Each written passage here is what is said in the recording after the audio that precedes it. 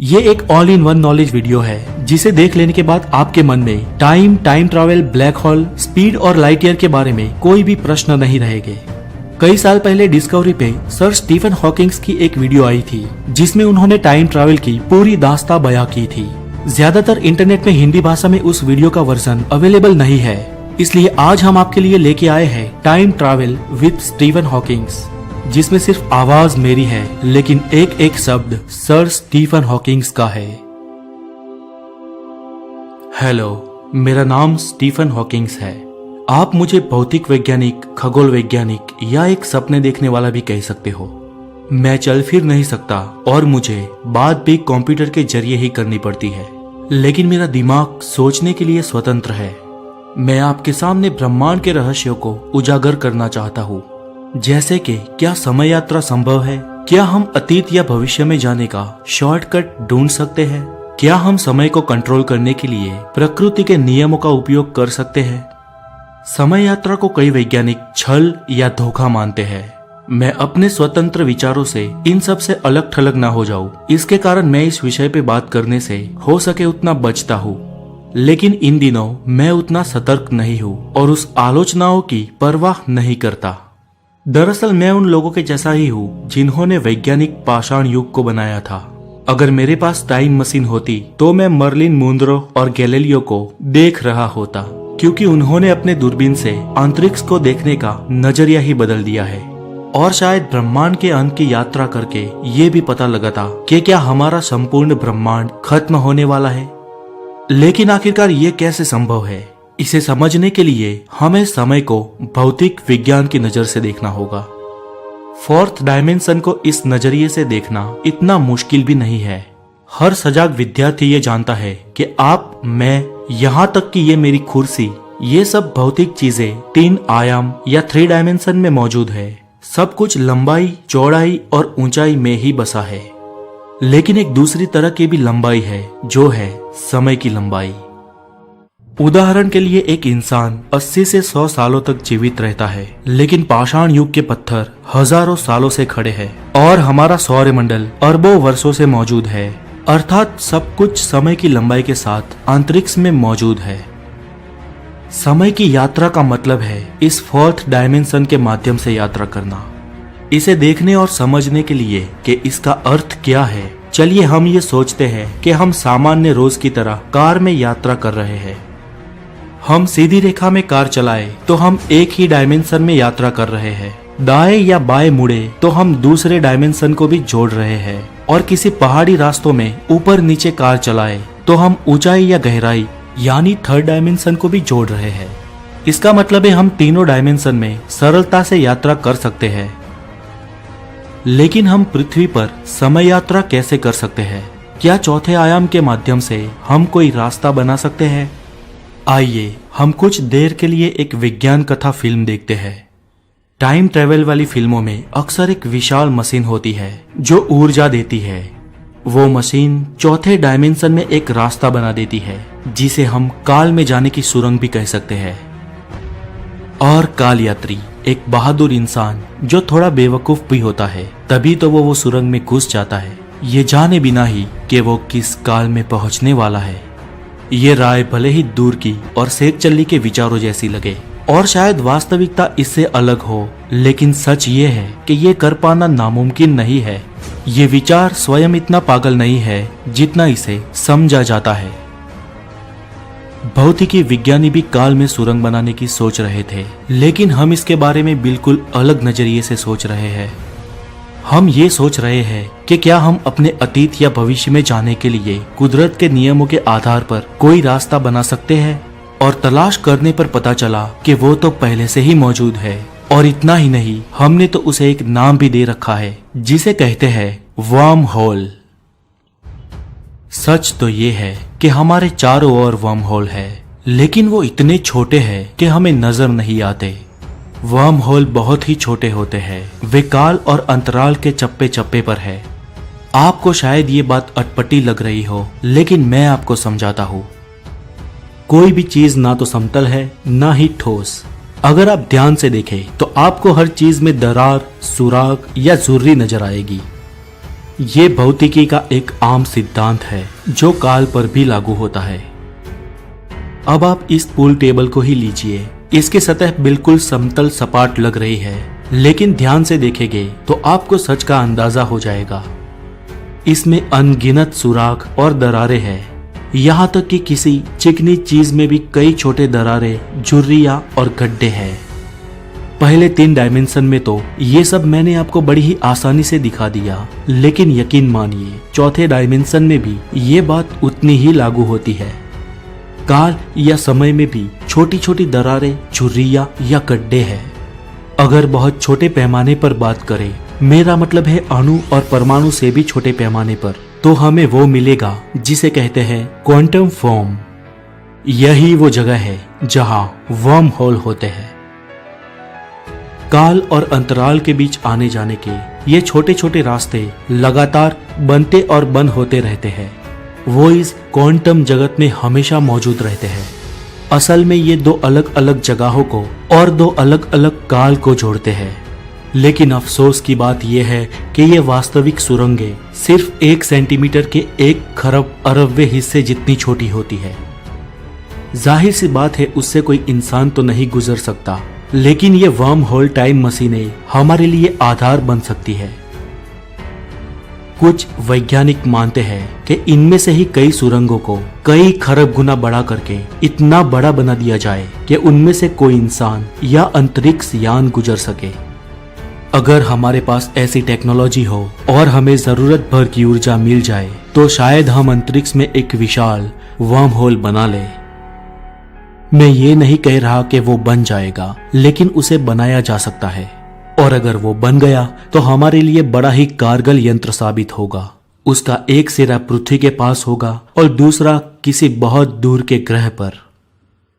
सैद्धांतिक रूप में तो और भी बेहतर हो सकता है अगर हम उसके दोनों छोर को एक ही जगह पर रखें और उनके बीच फासला अंतराल की बजाय काल का हो, तो उससे होकर हमारा एक यान पृथ्वी के करीब ही आएगा और जाएगा, लेकिन उसका सफर हमारे अतीत में होगा।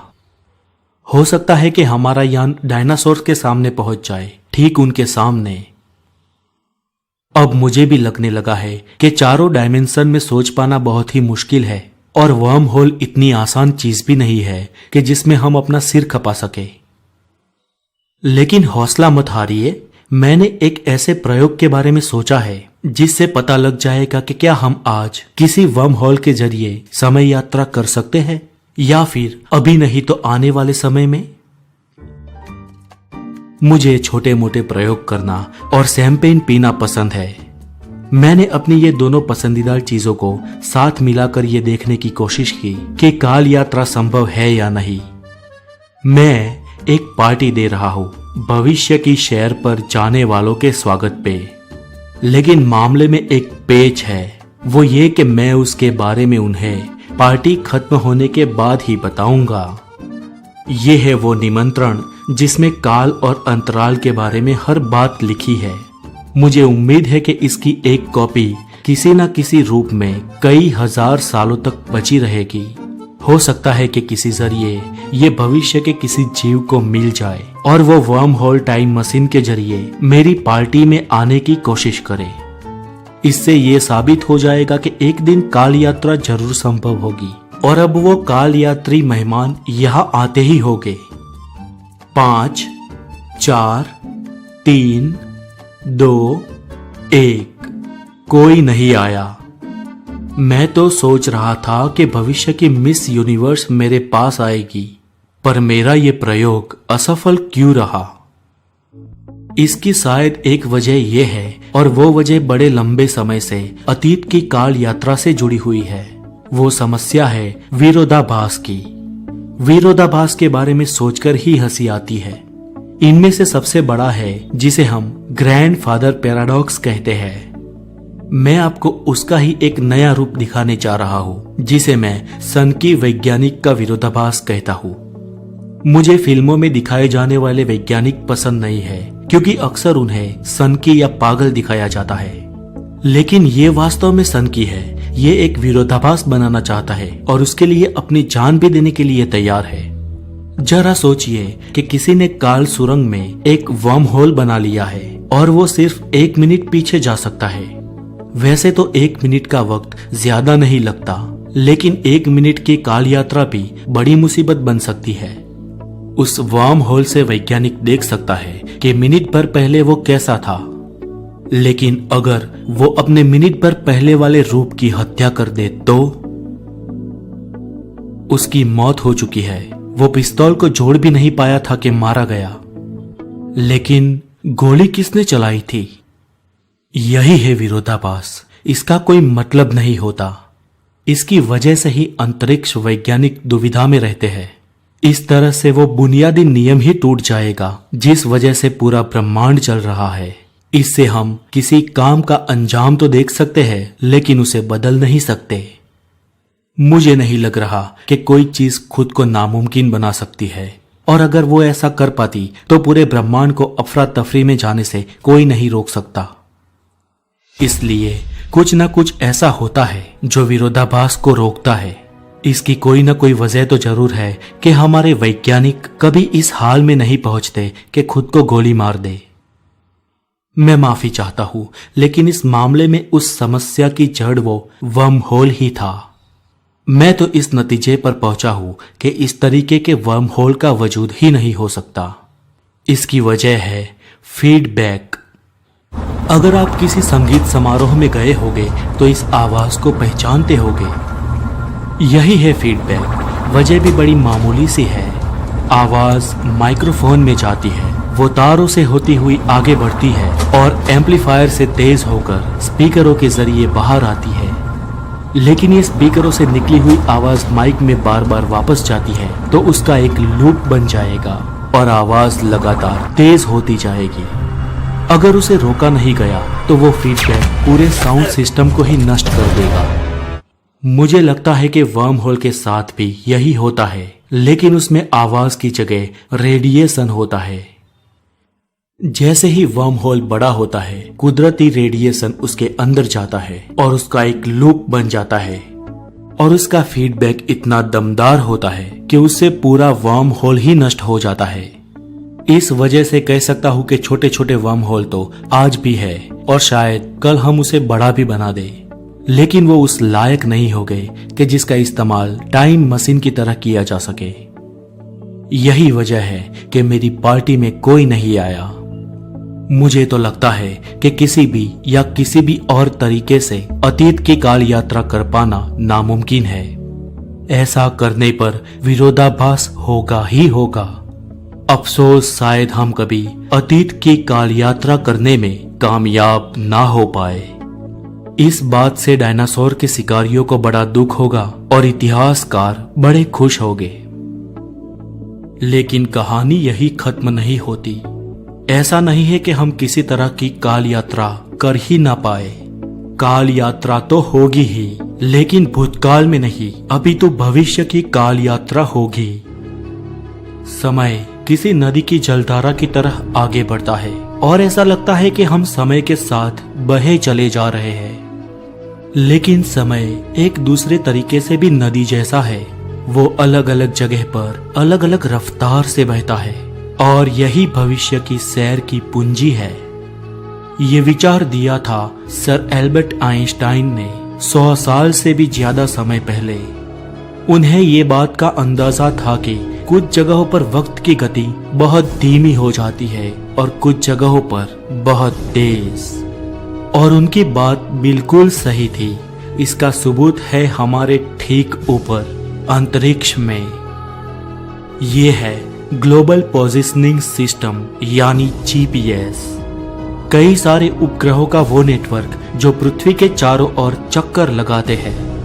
उपग्रह ही उपग्रह को रास्ता दिखाते हैं, लेकिन उनसे ये भी पता लगता है कि अंतरिक्ष में वक्त की रफ्तार पृथ्वी से तेज है।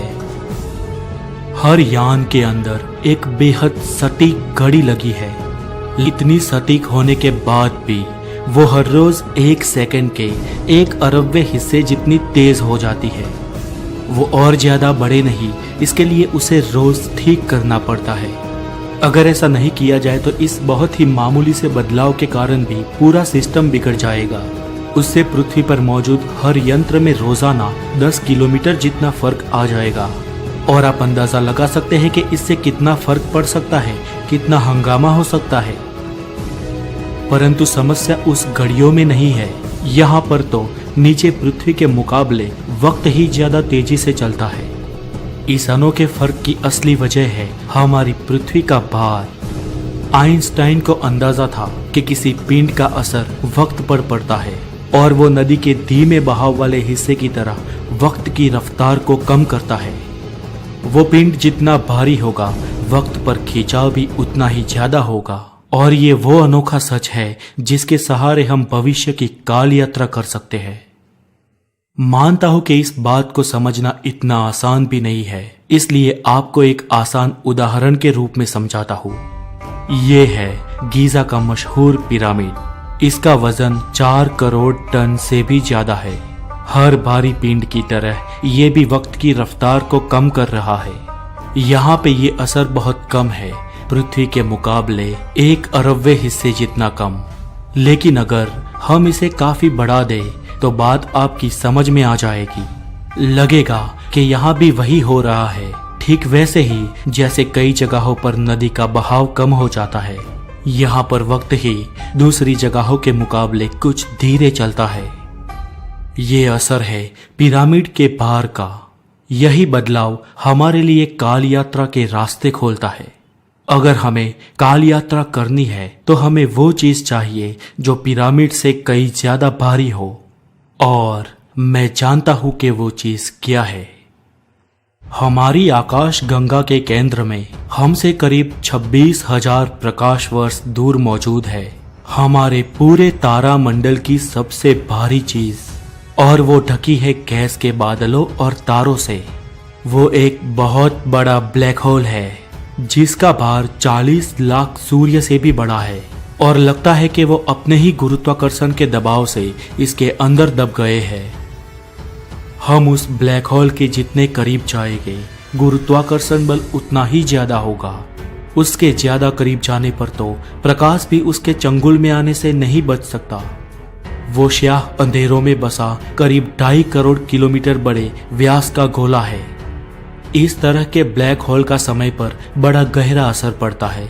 ये उसे उतना कम कर देता है कि ब्रह्मांड का कोई और पिंड उसे उतना कम नहीं कर सकता, और इससे वो एक कुदरती टाइम मशीन बन जाता है। मैं तो ये सोच रहा हूँ कि किसी दिन कोई अंतरिक्ष यान उसका फायदा उठाने में कामयाब हो गया तो क्या होगा। सबसे पहले तो उस अंतरिक्ष यान को उसे अंदर खींचे जाने से बचना होगा। इसके लिए उन्हें उसके किनारे से गुजरना होगा ताकि वो उसे खींच ना पाए। उन्हें सही दिशा और रफ्तार बनाए रखनी होगी, वरना वो बच नहीं पाएंगे। अगर सब कुछ ठीक ठाक रहा तो वो यान उसके करीब 5 करोड़ किलोमीटर बड़े व्यास की परिक्रमा करने लगेगा। वहां वो बिल्कुल सुरक्षित होगा। उसकी रफ्तार इतनी होगी कि वो और आगे नहीं गिर पाएगा। उस अभियान पर अगर कोई स्पेस एजेंसी पृथ्वी या उस ब्लैक होल के काफी दूर से नियंत्रण रख रही होगी तो उसे लगेगा कि उसका यान 16 मिनट में एक चक्कर लगा रहा है। लेकिन यान में बैठे वो बहादुर लोग उस विशाल पिंड के बेहद करीब होंगे और उनके लिए वक्त की रफ्तार काफी कम होगी। वहां पर इसका असर भी पिरामिड या पृथ्वी के कहीं पास होने के मुकाबले कई अलग होगा, और यान के कर्मी दल के लिए तो वक्त करीब आधा हो जाएगा। अपनी 16 मिनट की परिक्रमा के लिए उन्हें सिर्फ 8 मिनट ही महसूस होंगे। वो उसकी परिक्रमा करते रहेंगे और उस ब्लैक होल से कई दूर बैठे लोगों से आधा वक्त ही महसूस करते रहेंगे। यान और उसका कर्मी दल समय की सैर कर रहा होगा, काल यात्रा। मान लीजिए कि उस यान में बैठे कर्मी दल ने 5 साल तक उस ब्लैक होल का चक्कर लगाया, तब दुनिया 10 साल आगे बढ़ चुकी होगी, और जब वो पृथ्वी पर वापस आएंगे तब उनके मुकाबले बाकी और लोगों की उम्र 5 साल ज्यादा होगी। यान का कर्मी दल भविष्य की पृथ्वी पर वापस आएगा। उसने न सिर्फ अंतरिक्ष की सैर की होगी बल्कि समय की भी सैर की होगी। मतलब ये कि एक बहुत ही बड़ा ब्लैक होल किसी टाइम मशीन से कम नहीं होता। लेकिन जाहिर है कि ये व्यवहारिक नहीं है। हाँ, ये वार्म होल से थोड़ा अलग जरूर है, क्योंकि इसमें विरोधाभास नहीं होता। साथ ही फीडबैक से खुद को नष्ट भी नहीं करता। लेकिन ये बड़ा ही खतरनाक है। ये हमसे काफी दूर है और ये हमें भविष्य में बहुत दूर भी नहीं ले जाएगा। गनीमत है कि हमारे पास काल यात्रा का एक और साधन भी है। उसकी मदद से हम एक असली टाइम मशीन भी बना सकते हैं, क्योंकि वो हमारी आखिरी लेकिन बेहतरीन उम्मीद है। अब हम जो बात करेंगे वो करना आसान तो बिल्कुल नहीं है, लेकिन हाँ, ऐसा कर पाने का एक बड़ा साधारण तरीका जरूर है। इसके लिए हमें बहुत तेजी से सफर करना होगा। विशाल ब्लैक होल के गुरुत्वाकर्षण से बचने के लिए किए जाने वाले सफर से भी बहुत ज्यादा तेजी से। इसकी वजह भी ब्रह्मांड का एक अनोखा तथ्य ही है।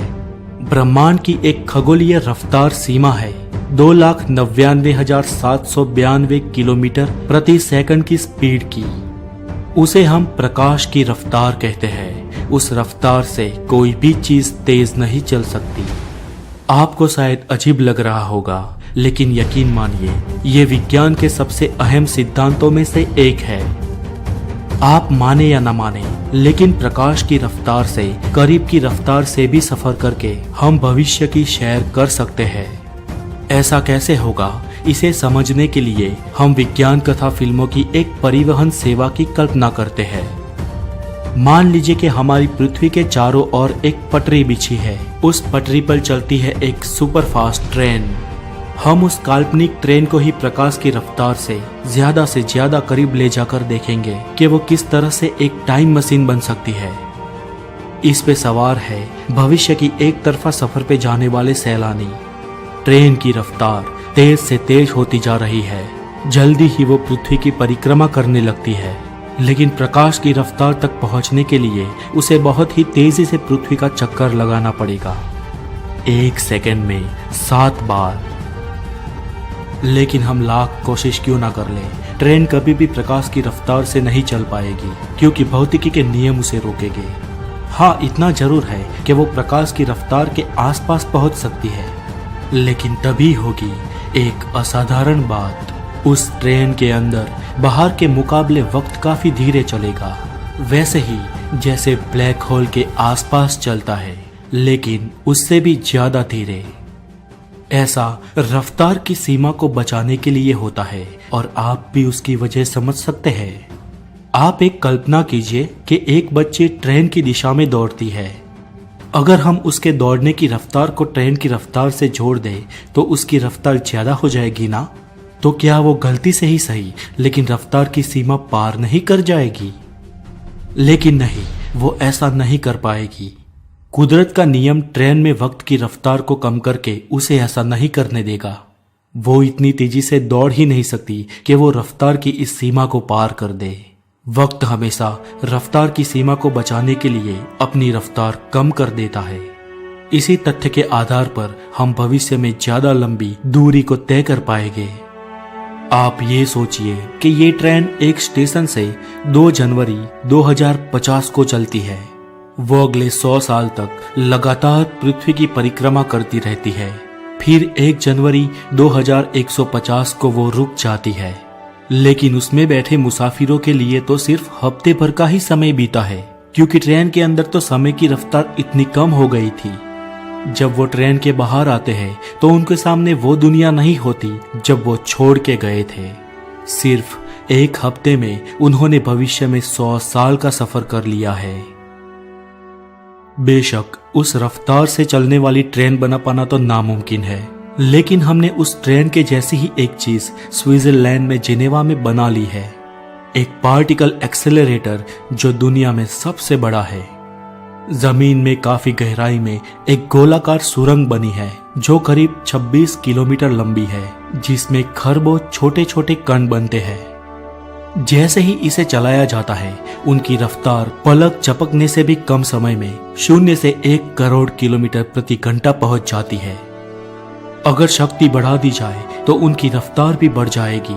फिर एक वक्त आएगा जब वो 1 सेकंड में 11 बार चक्कर लगाने लगेंगे, यानी प्रकाश की रफ्तार से लगभग करीबी रफ्तार पर। लेकिन ट्रेन की तरह वो भी उस प्रकाश की रफ्तार सीमा तक नहीं पहुंच पाएंगे। वो उस रफ्तार के 99.99% करीब ही पहुंच पाएंगे। लेकिन ऐसा होने पर वो भी काल यात्रा करने लगेंगे। इसकी वजह यह है कि वो कण है पाई मैसेन, जिनकी उम्र बहुत कम होती है। आमतौर पर वो सेकंड के 25 अरबवें हिस्से में ही टूट जाते हैं, लेकिन उन्हें करीब करीब प्रकाश की गति से चलाया जाता है तो उनकी उम्र 30% तक बढ़ जाती है। ये कण असली काल यात्री है। ये बात बस इतनी मामूली है। अगर हम भविष्य की सैर पर जाना चाहते हैं तो हमें ज्यादा से ज्यादा तेज जाना होगा, बहुत तेज। और मुझे लगता है कि ऐसा करने के लिए हमें अंतरिक्ष में जाना होगा। भविष्य की काल यात्रा के लिए हमें रफ्तार बहुत ज्यादा तेज चाहिए। इसके लिए हमें बनाना होगा एक ऐसा स्पेसक्राफ्ट जो एक बहुत बड़ी मशीन हो। वो यान इतना बड़ा होना चाहिए कि उसमें इतना ईंधन समा सके कि वो प्रकाश की गति से चल सके। प्रकाश की उस खगोलीय सीमा की गति तक पहुंचने के लिए ही उसे पूरी शक्ति से 6 साल तक चलना पड़ेगा। शुरू में तो उसे धीरे धीरे ही ले जाना होगा क्योंकि यान काफी बड़ा और भारी होगा, लेकिन बाद में उसकी रफ्तार बढ़ाई जाएगी और वो लंबी दूरी तक जाने लगेगा। सिर्फ हफ्ते भर में वो गैस के विशाल गोले नेपच्यून जैसे ग्रह तक पहुंच जाएंगे। 2 साल बाद लगातार चलने से वो प्रकाश की रफ्तार से आधी रफ्तार पा लेगा और हमारे सौर मंडल के काफी दूर तक पहुंच जाएगा। अगले 2 साल बाद वो उस गति सीमा की 90% गति पा लेगा। फिर वो हमारे सबसे करीबी तारामंडल अल्फा सेंचुरी को पार कर लेगा। पृथ्वी से करीब 50 खरब किलोमीटर दूर जाने के बाद और अपने लॉन्च के 4 साल बाद उस यान पर हर घंटा पृथ्वी के 2 घंटे के बराबर होगा। उसकी हालत भी उस विशाल ब्लैक होल के आसपास परिक्रमा करने वाले यान जैसी ही होगी। और कहानी यही खत्म नहीं होती। पूरी रफ्तार से उड़ता वो यान अगले 2 साल बाद प्रकाश की रफ्तार के 99% की रफ्तार के बराबर उड़ेगा। उस रफ्तार पर यान में एक दिन पृथ्वी के 1 साल के बराबर होगा। तब हमारा वो यान भविष्य में उड़ान भरेगा। वक्त की रफ्तार कम होने का एक फायदा भी है। इसका मतलब है कि कम से कम सैद्धांतिक रूप से तो हम कम से कम अपने जीवन काल में ही असाधारण दूरी तय कर सकते हैं। और इस रफ्तार से दृश्य ब्रह्मांड के छोर तक पहुंचने में हमें सिर्फ 80 साल लगेंगे। लेकिन हमारे इस सफर का सबसे बड़ा रोमांच तो वो होगा कि हम देख पाएंगे कि हमारा ब्रह्मांड कितना अनोखा है। हमारे ब्रह्मांड में अलग अलग जगहों पर वक्त की रफ्तार अलग अलग होती है और हमारी थियोरेटिकली सबसे बड़ी जो चीज है ब्लैक होल, वो काल और अंतराल दोनों पे असर डालता है। ये वो जगह है जहां हमारे चारों ओर छोटे छोटे वर्म होल हैं और ये एक ऐसी जगह है जहां सही विकास करके हम भौतिकी के नियमों की अपनी जानकारी के बूते पर चौथे आयाम के पार भी जा सकते हैं। हम भी काल यात्री बन सकते हैं।